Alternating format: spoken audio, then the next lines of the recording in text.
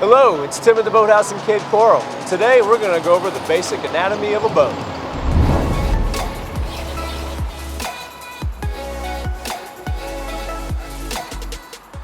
As we start covering the basic anatomy of a boat, we're going to start on the bow. The bow basically would be the front of the boat. Obviously you tell somebody to go to the front of the boat, they know where to go, but if you want to be proper in your terminology, you would say to the bow of the boat. Then we can get into port and starboard. Port would be your left, starboard would be your right. Easy way to remember that is port has 4 letters in it, left has 4 letters in it. Right has 5 letters in it. The abbreviation for starboard, STRBD, has 5 in it. And for those of you who don't get to enjoy the bow area as much, somebody's got to be the captain of the boat. And if you're the captain, you're going to be at the helm. You're going to be behind the wheel. In this particular boat, it's going to be called a console. This is a center console boat because the console is in the center of the boat, not a side console, but it would still be called the helm. And whoever is captaining the boat behind the helm, there's a few things that they're going to need to monitor while you're out boating. A couple of those basic things would obviously be some instrumentation. You're going to have a tachometer, which tells you the RPMs or revolutions per minute of your engine.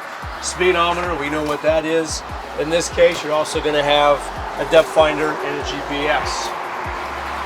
Stereo, got to have the tunes. Tilt steering, just like you'd have in your car. This is your throttle controls. This is what's going to make it go forward, make it go reverse, make it go faster, make it go slower. Obviously in a car, I have pedals. I don't have pedals in a boat. So this is going to be my gas pedal, my shifter, and if I need brakes, that's what reverse would be for. So you don't have brakes on a boat, but obviously if you want to stop the forward momentum, you can put it into reverse, give it a little bit of a throttle, and that will actually back the boat up and work as brakes in a boat. Another common term you're going to hear is bimini top. Bimini top's what's above us. That's what's going to keep us in the shade. Obviously this particular boat has a nice large forebow. Bow means how many pipes are in it. This has 4 pieces of metal in it that give you a large expansive area to be under the shade. So your bimini top is what's going to give you the shade for whoever doesn't want to be in the sun can get back underneath the bimini top at the helm. You may also hear the term freeboard a lot when discussing boat anatomy. Freeboard is going to be the height from the floor to the top of the gunnel. Another word, gunnel, which would be the top edge of the boat here, but gunnel height. Obviously the higher the gunnel height, the more safer, deeper you are inside the boat. So from the floor to the top of the boat would be your gunnel height. You may have heard self-bailing deck. Obviously this would be the deck or the floor. Self-bailing just means any water that gets on the inside of the boat would go through a drain such as this one and actually drains overboard. A lot of your boats that are not self-bailing do not have this drain to go overboard, but it would drain down inside the boat.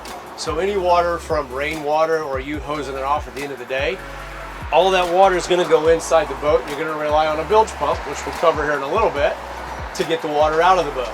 This happens to be a self-bailing deck. So any water that gets in this boat goes through this drain and drains directly overboard, not inside the boat.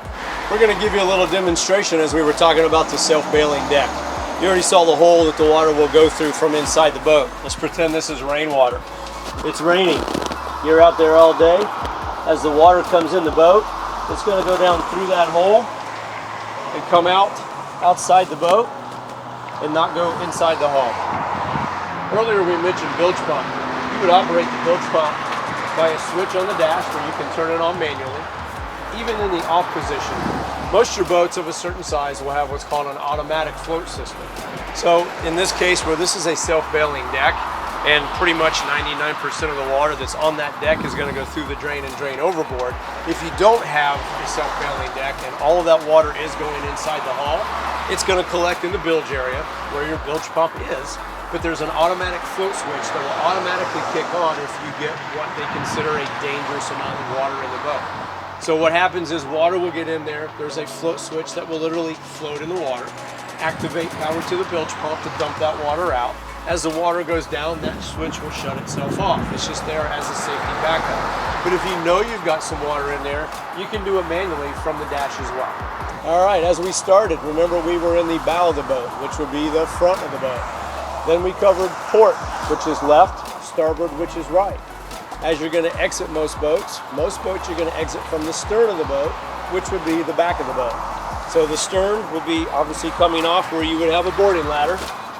You can also get in the boat from here, but it's still going to be the stern of the boat. So you've got bow for the front, stern for the back.